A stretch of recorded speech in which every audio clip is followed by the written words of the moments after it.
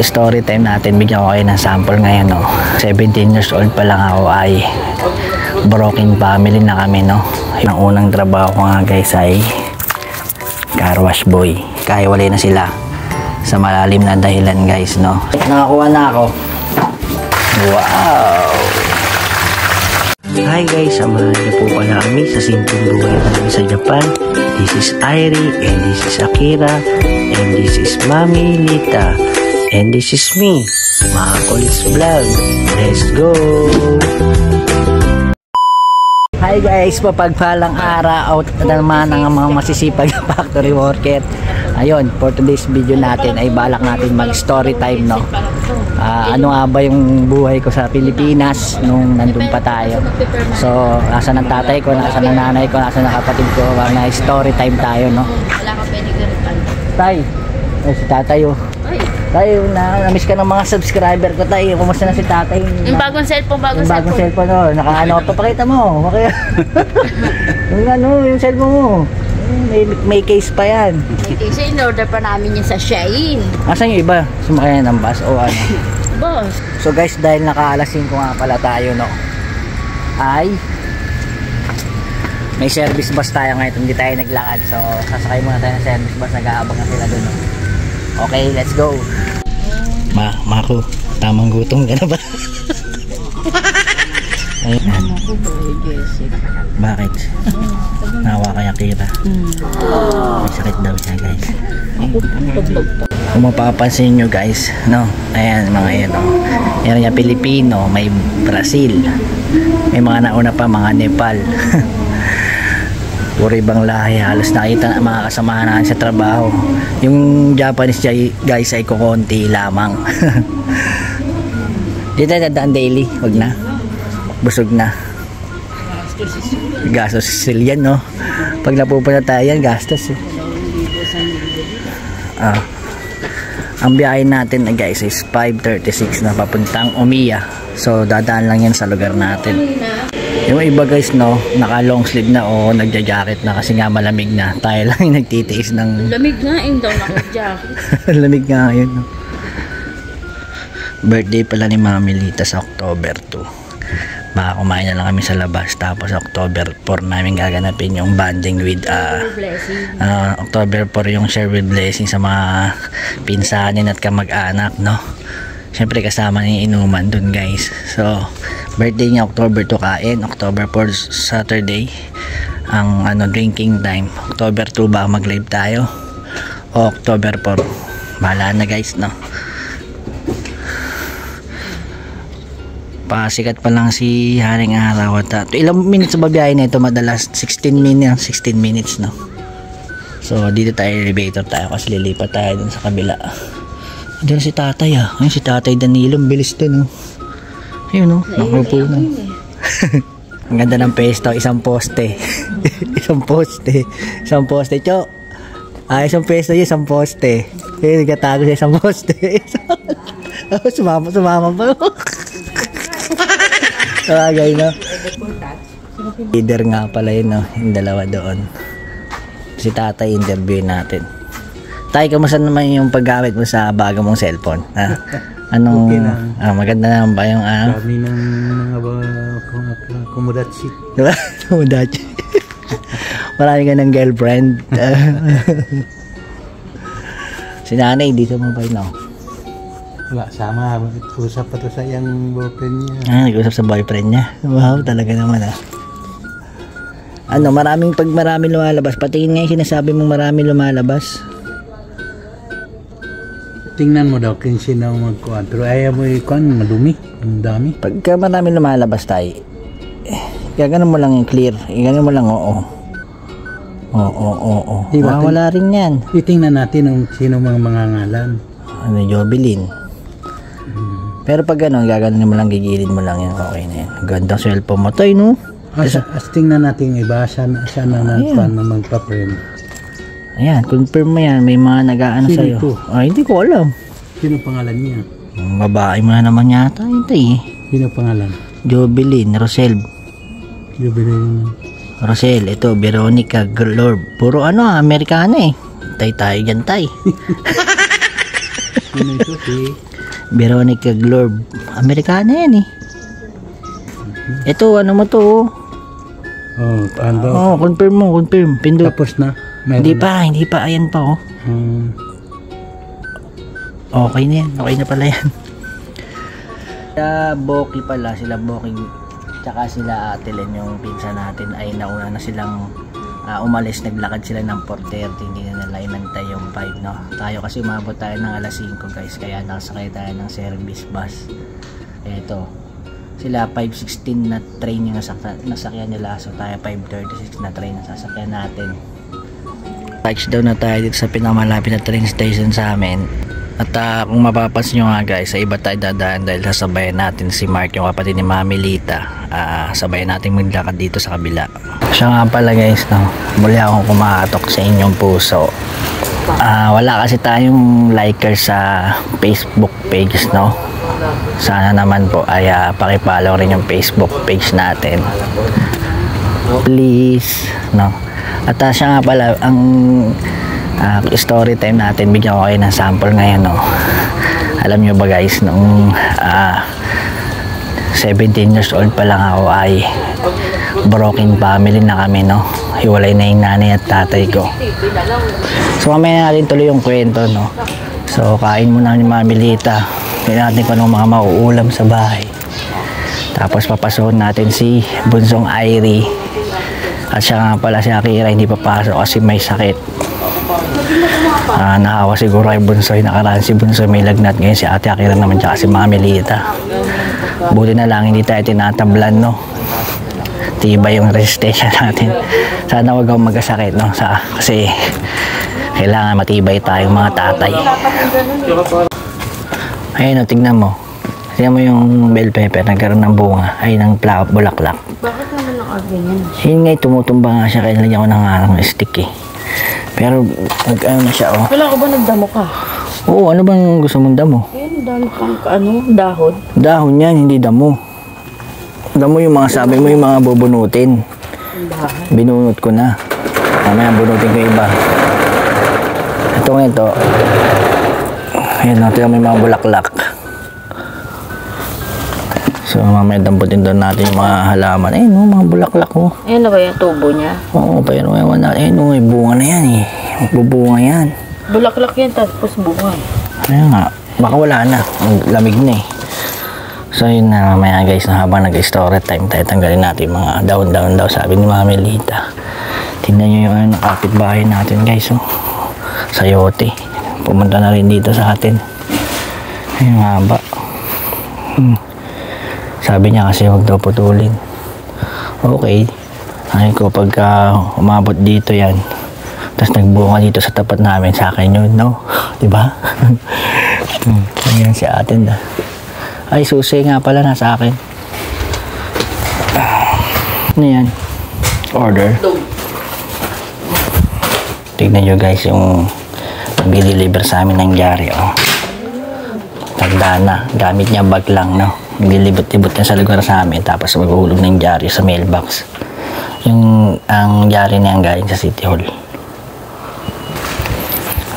Ikot-ikot pa yan guys oh. Tanda na yan no. Oh, yung ano niya, hinihila-hila niya ganyan guys. May upuan na yan para pag napagod siya, upo na lang siya no. Sayang mga stuffed toys oh. Sino ba mga nasa Japan dyan no? Kunin nyo na to guys. Sayang oh, daming laruan ni Bunso oh. So yun guys, dahil tapon na ng plastic ngayon, so magkatapon tayo ng plastic at yung mga ibang laruan ni Bunsong ay na plastic na laruan ay sasabay natin tapon no. Pero kung malapit lang tayo sa Pilipinas ay pinamigay na lang sana sa mga bata to. Halos isang taon na kasi itong nakalagay sa cabinet, di naman na nilalaro guys, at puro naluma na lang din, pero malalaro pa no. Pero kung sa mga Pilipinas siguro pinamigay na sa mga batang nangangailangan no. Kaso dito sa Japan kasi wala naman tayo mapagbibigyan, so kalat na lang guys, so tatapon na lang din.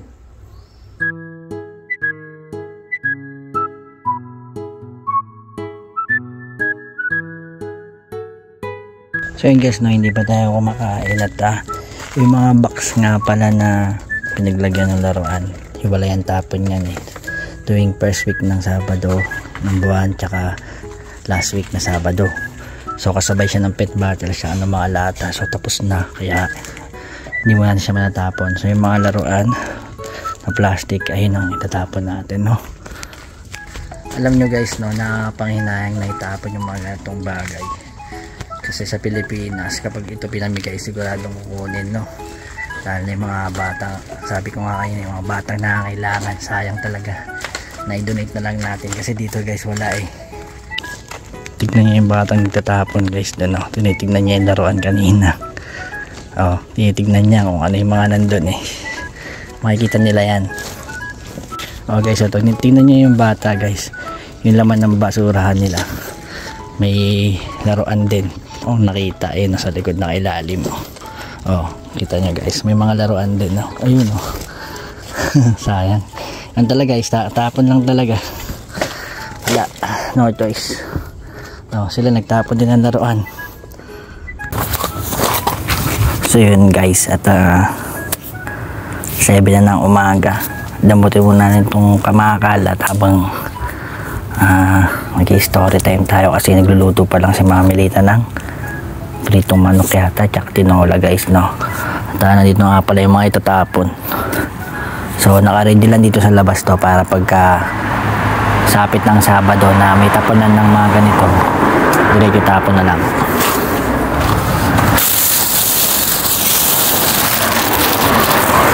Yung mga dahon-dahon nga pala guys, tsaka yung mga binunot ng mga damo-damo ay sinasama po yan sa mga nabubulok, no? Yun, tuloy tayo sa story kanina, no. Nung 17 at 18-19 nagtrabaho na ako. Unang trabaho ko nga guys ay car wash boy. Alam niyo ba kung magkano lang ang sahod ko nun guys? 150 pesos sa 8 hours, 8 to 5. Grabe, no. Tapos sumunod kong trabaho ay factory. Yun, doon na minimum na tayo. Ang minimum po nun guys, no, 382. So naging minimum tayo sa Unilever Philippines. So yun guys, no, nalinis na natin yung mga dahon. At habang nagluluto nga si Mami Lita, tinaantay natin. Ito, mag story time muna tayo, no. Yung nanay tatay ko nga pala, no, bata pala ako, 17 years old, nagkahiwalay na sila sa malalim na dahilan guys, no. Si Papa nga pala ay nagtatrabaho sa San Miguel Beer Corporation, no. Tapos si Mama naman ay nagtatrabaho sa mga Avon, Sara Lee, yun. Syempre hindi ko muna kakwento sa inyo yung malalim na pinag-awayan nila. So yun, tapos yung kapatid ko ng mga panahon yun ay nagtatrabaho na sa isa crew chief siya ng McDonald's, no. Nagtrabaho ako sa Unilever Philippines 6 months kasi kontrata lang yun. Tapos after nun ay nagtrabaho ako sa Robinson Manila, sa Ermita. Subcontractor tayo, no, katulong tayo ng tubero. So yung tubero na yon ang gumagawa ng mga pipe, tayo assistant lang tayo. Mababa lang din ang sahod dun guys, siguro 180, kaso 5 hours lang ang duty. Pasok ng 7, tapos uwi ka ng pagka-close na yung mall. Pero nakakalibre naman tayo ng mga pagkain dun. Yung nanay ko ngayon guys, sa Pangasinan, tatay ko sa Pandakan, Manila. Kasama niya yung yung kapatid kong babae, no. Doon nakatira sa bahay. So naging nung nasa Robinson Manila ako guys, no, ay doon kami nagpa-disappoint ng mga dati kong kagrupo, yung mga kagrupo ko sa piyesta. Yun, doon nga pala ako nabubuhay guys, no, sa piyesta. Kasi yung premyo nun guys, hinahati-hati rin namin yun sa grupo para yung panggastos. So yun, at isipan ko din magtrabaho kasi guys, yung kinikita sa piyesta is maliit lang, hindi naman kalakihan, no. Bawa, first place kami, ang premyo is 3,000, 15 kami. Hati-hatiin namin yung guys, magkano lang napupunta sa atin, no. Pero nagbibigay ako sa tatay ko nun guys, no. Kasi nag-resign yung tatay ko, nakakuha ng 1 million, nagpagawa ng bahay, no. Nag-resign yung tatay ko dahil nga sa nanay ko. So malalim yung dahilan guys, no? Hindi ko muna ikuwento sa inyo. Maya pala si Bunso ay papasok na kasi kasuhin natin. So tuloy tayo. Nagkakilala kami ni Mami Lita at this point. So panoorin na lang yung How to Meet My Japanese Wife. Nandun yung istorya nun. So forward na tayo. At yun nga, naging rider ako. Yung lisensya ko nga pala guys sa Pilipinas, ang kumuha niyan ay lolo ko. Yung lola kong namatay na taxi driver dati yun. Sabi niya, babaw daw lang sinasahod ko sa Robinson. Nagtitiis daw ako dahil 180 nga lang.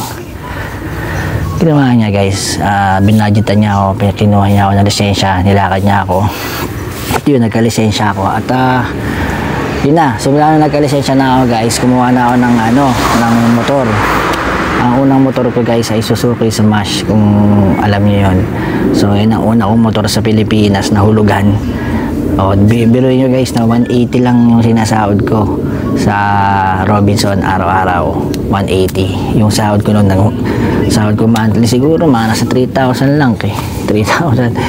Nagbabayad pa ako ng nun guys motor. O,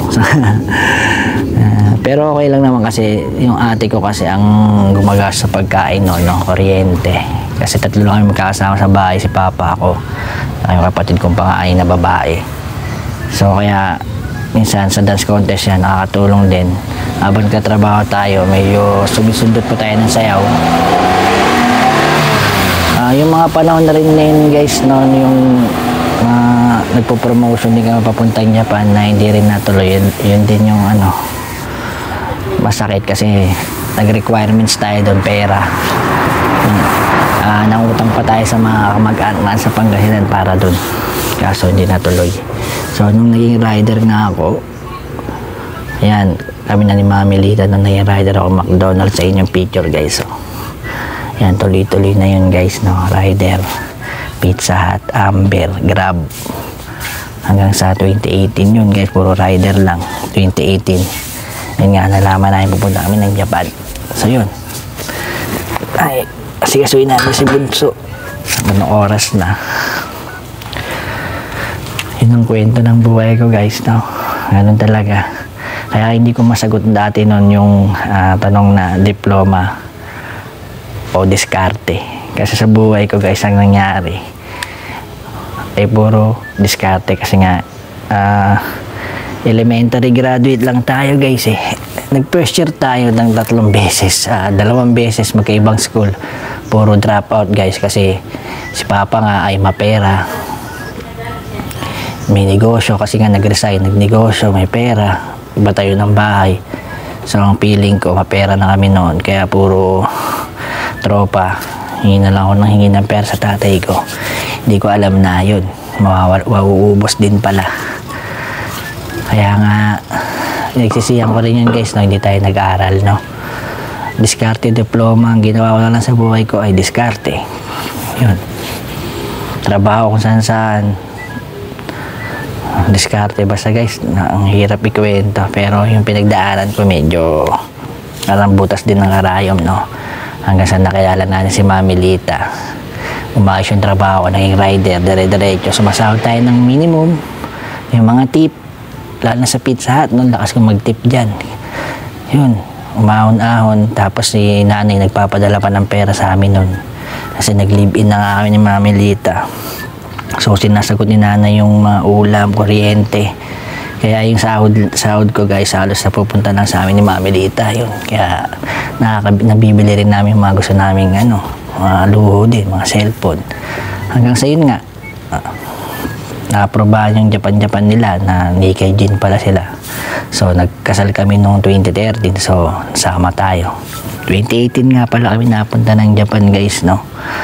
At ayun, simula nung nagbago yung buhay natin. Pangarap ko lang dati sa Pilipinas magkaroon ng sasakyan. Nagkaroon tayo ng sasakyan, magandang cellphone, bibili natin yung gusto natin. Samantalang dati guys ay sa inuman ng mga tropa, isa lang akong utusan, no?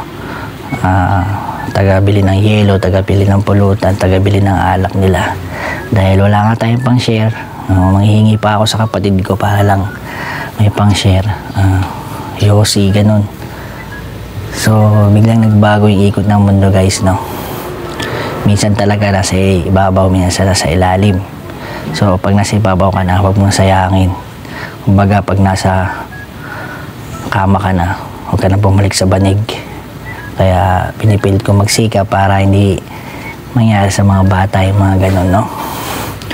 At syempre sa tatay ko, alam ko nagsisiring yung tatay ko dahil nung nagkapera siya, pinabayaan niya lahat ng negosyo niya.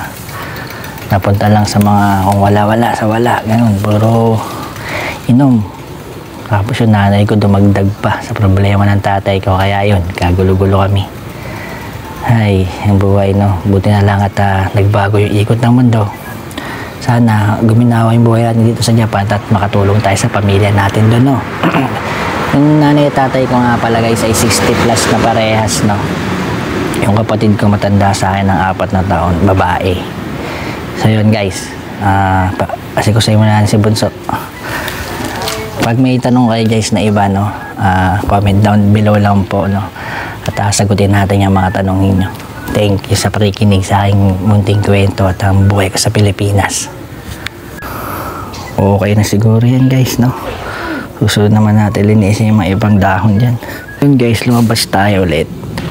Kasi sabi ni Mami Lita, hingi daw tayo ng daon ng sili. May daon ng sili pa ba dito? Kapitbahay natin. Kasi kailangan niya daw eh. Tinola niya.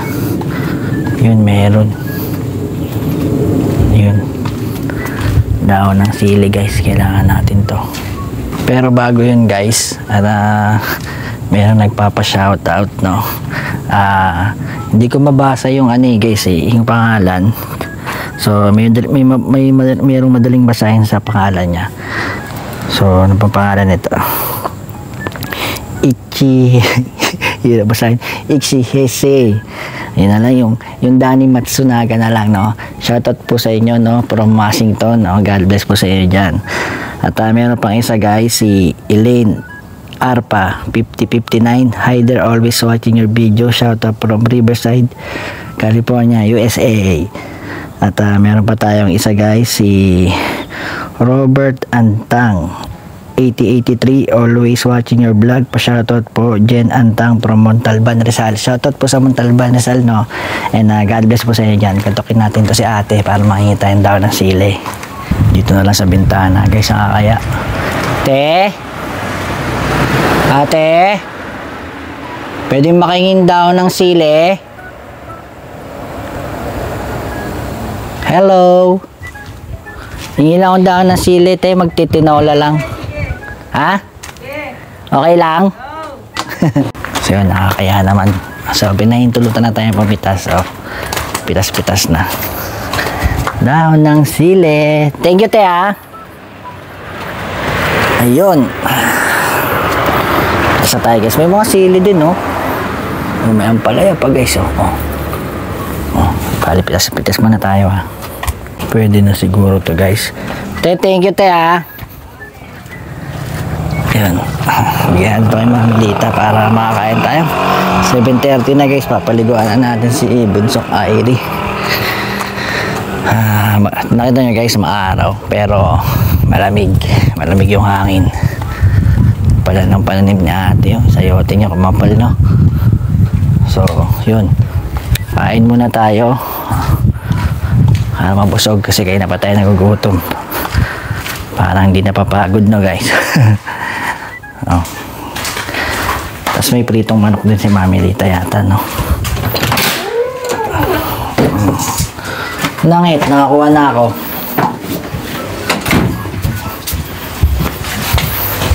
Hana. Come on. Wow. Okay. Sinabol tayo nung may-ari nung daon ng sili. Sabi niya may malunggay daw siya doon sa bahay. So ilagay na rin natin, no? Sarap to.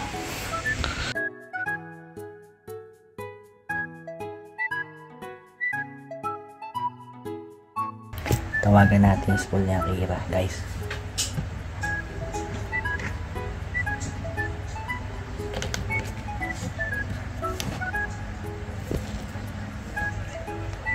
Moshi moshi. Ohayou gozaimasu. Ito, Arandia Akira san no Tosan desu. Hai, ito, Rokonense san kumi desu ne. Ito, Kyo oyasumi desu. Ito,そうです。はい、すいません。頭痛いとか鼻水あるんで、じゃあ、すいません。はい。はい。病気ないですね。はい。先生はお願いします。はい。ありがとうございます。すいません。はい。はい。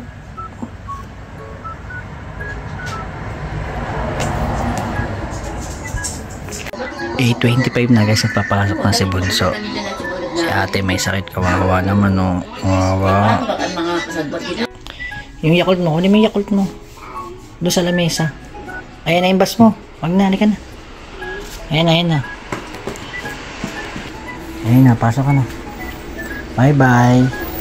Hindi galte papa mamaya, ha. Wait kita dito, ha. So yun guys, no. At kakain na kami ni Mami Lita. Yung pala kami kakain guys, no. Si Ate Akira ay nakakain na nga pala. So wala pa lang parang si nanay nandito. Sana nagustuhan nga pala yung kwento ko, no. Kahit simple lang yung vlog natin yung araw. Bali guys, konti lang pala yung nilagay ni Mami Lita ditong manok, no. Kasi nagprito rin siya. So kain na tayo at magsasandok na ako. So nakakain na tayo guys, no. Ang sarap ng luto ni Mami Lita. Sobrang busog tayo at maanghang pa yung chicken, yung pritong manok, yung breader niya maanghang. So sana naganda kayo sa kwento ko kanina. At susundo pa tayo ng 2:30 kay Bunso mamaya. So mag-aalarm pa tayo. Si Mami Lita may lagnat din. So yun, taya muna tayo, no. Si Ate Akira din. Uso kasi ngayon guys, nagbabago yung klima eh. So tulog muna tayo ng konti para mag-alarm, para mamaya makagising tayo sa pagsundo kay Bunsong Airy. Mag-alas 12 nga guys, may nag-doorbell. Nagpapaantok ako, bigla na lang naantok na tayo, bigla na may tumunog.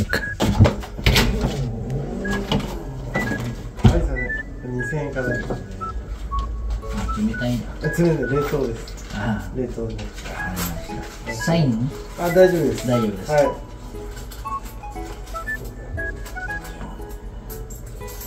1460. Ay, 500円で。ありがとうございます。ありがとうございます。So yun guys, no? Hotdog yata ito, sabi ni Mami Lita kanina. So mahirapan naman dahil paano, kaya ginawa ko. Gumawa ko sa sandwich to, bigay ng kasama namin kanina. Kainin ko na, tapos tubig marami, tulog. Kahit 2 oras sana. Kasi 2:30, dating na si Bunso. A few hours later. Guys, 2:30 na. Nagising tayo sa nababangan na si Bunso. Alam nyo ba, bali ito nga pala yung pinakaayaw kong part sa araw-araw na gawain, yung gigising ka sa kalagitnaan ng tulog. Masakit kasi sa ulo guys, pero kapag nakita ko na si Bunso ay nagigising ang diwa ko. At isa pang ang problema ay mahirap na bumalik sa imbing ng tulog, kaya minsan talaga sa work ay inaantok ako, kaya so paano. Hanggang dito na lang muna yung vlog natin. Yan arigatou gozaimasu. Maraming salamat po, bye!